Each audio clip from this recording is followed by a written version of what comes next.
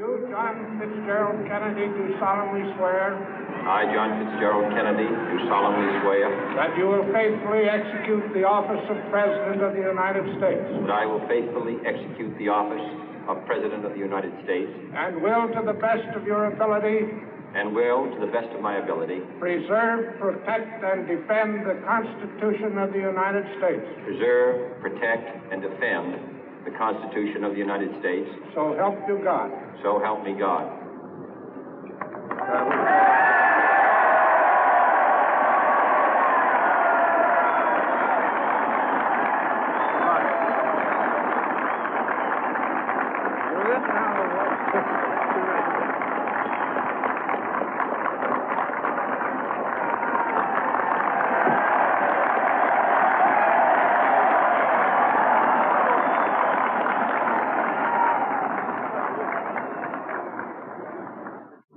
Vice President Johnson, Mr. Speaker, Mr. Chief Justice, President Eisenhower, Vice President Nixon, President Truman, Reverend clergy, fellow citizens. We observe today not a victory of party, but a celebration of freedom, symbolizing an end as well as a beginning, signifying renewal as well as change. For I have sworn before you and Almighty God the same solemn oath our forebears prescribed nearly a century and 3/4 ago. The world is very different now, for man holds in his mortal hands the power to abolish all forms of human poverty and all forms of human life. And yet the same revolutionary beliefs for which our forebears fought are still at issue around the globe. The belief that the rights of man come not from the generosity of the state, but from the hand of God. We dare not forget today that we are the heirs of that first revolution.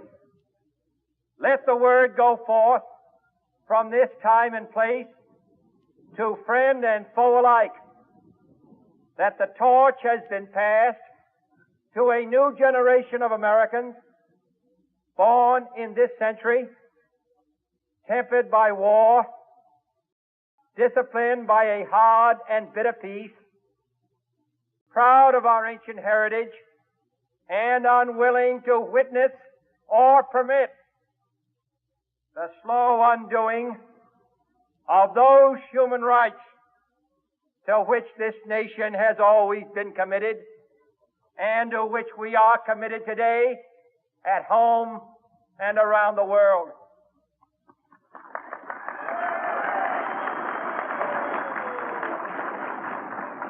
Let every nation know, whether it wishes us well or ill, that we shall pay any price, bear any burden, meet any hardship, support any friend, oppose any foe to assure the survival and the success of liberty.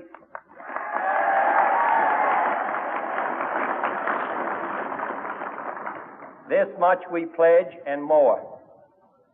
To those old allies whose cultural and spiritual origins we share, we pledge the loyalty of faithful friends. United, there is little we cannot do in a host of cooperative ventures. Divided, there is little we can do, for we dare not meet a powerful challenge at odds and split asunder. To those new states whom we welcome to the ranks of the free, we pledge our word that one form of colonial control shall not have passed away merely to be replaced by a far more iron tyranny. We shall not always expect to find them supporting our view, but we shall always hope to find them strongly supporting their own freedom, and to remember that in the past, those who foolishly sought power by riding the back of the tiger ended up inside.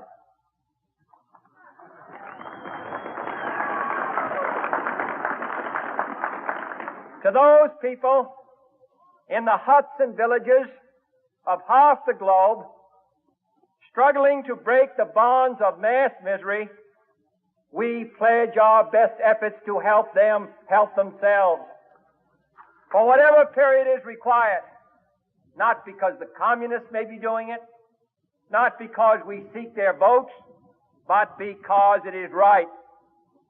If a free society cannot help the many who are poor, it cannot save the few who are rich.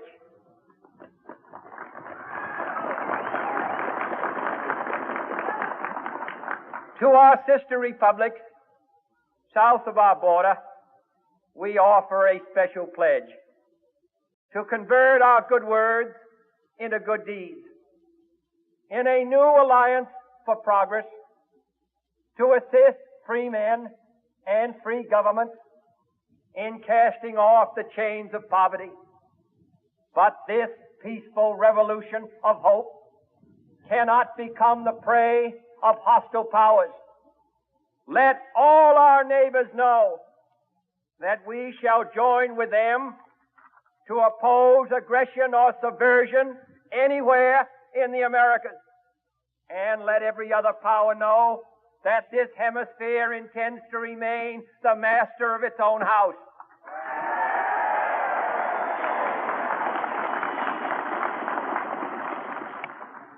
To that World Assembly of Sovereign States, the United Nations, our last best hope, in an age where the instruments of war have far outpaced the instruments of peace, we renew our pledge of support to prevent it from becoming merely a forum for invective, to strengthen its shield of the new and the weak, and to enlarge the area in which its writ may run.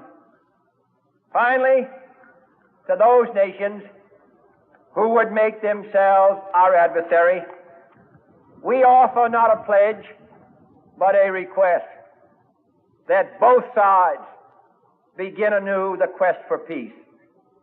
Before the dark powers of destruction, unleashed by science, engulf all humanity in planned or accidental self-destruction.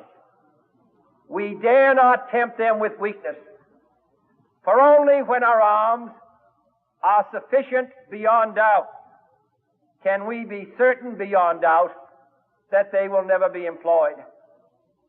But neither can two great and powerful groups of nations take comfort from our present course, both sides overburdened by the cost of modern weapons, both rightly alarmed by the steady spread of the deadly atom, yet both racing to alter that uncertain balance of terror that stays the hand of mankind's final war. So let us begin anew, remembering on both sides that civility is not a sign of weakness, and sincerity is always subject to proof. Let us never negotiate out of fear, but let us never fear to negotiate.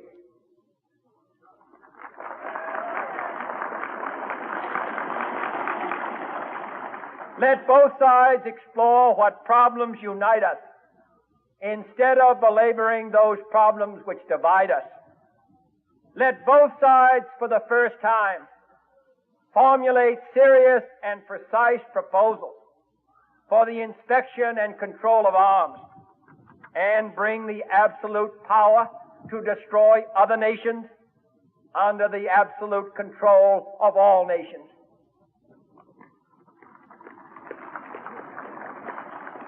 Let both sides seek to invoke the wonders of science instead of its terrors.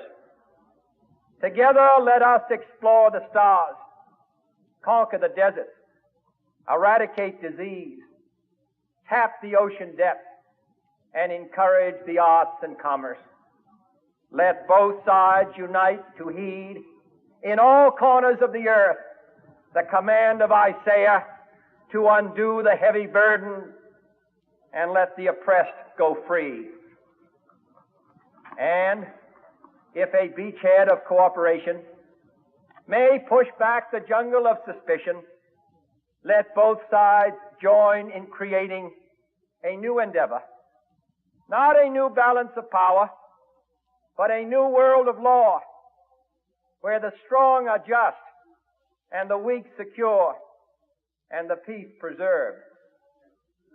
All this will not be finished in the first 100 days, nor will it be finished in the first 1,000 days, nor in the life of this administration, nor even perhaps in our lifetime on this planet.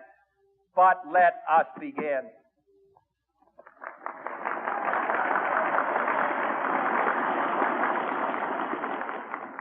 In your hands, my fellow citizens, more than mine, will rest the final success or failure of our course. Since this country was founded, each generation of Americans has been summoned to give testimony to its national loyalty. The graves of young Americans who answered the call to service surround the globe. Now the trumpet summons us again, not as a call to bear arms, though arms we need, not as a call to battle, though in battle we are, but a call to bear the burden of a long twilight struggle, year in and year out, rejoicing in hope, patient in tribulation, a struggle against the common enemies of man, tyranny, poverty, disease, and war itself. Can we forge against these enemies a grand and global alliance, north and south, east and west, that can assure a more fruitful life for all mankind? Will you join in that historic effort?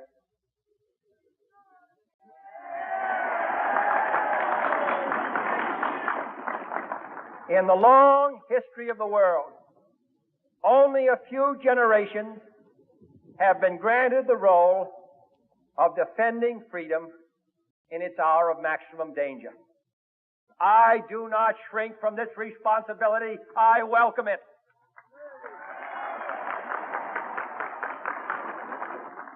I do not believe that any of us would exchange places with any other people or any other generation. The energy, the faith, the devotion which we bring to this endeavor will light our country and all who serve it. And the glow from that fire can truly light the world. And so, my fellow Americans, ask not what your country can do for you. Ask what you can do for your country.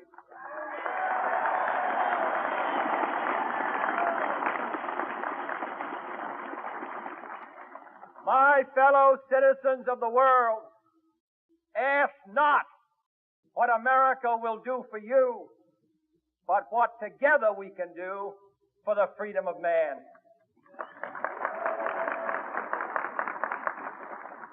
Finally, whether you are citizens of America or citizens of the world, ask of us here the same high standards of strength and sacrifice which we ask of you. With a good conscience, our only sure reward, with history the final judge of our deeds, let us go forth to lead the land we love, asking His blessing and His help, but knowing that here on earth, God's work must truly be our own.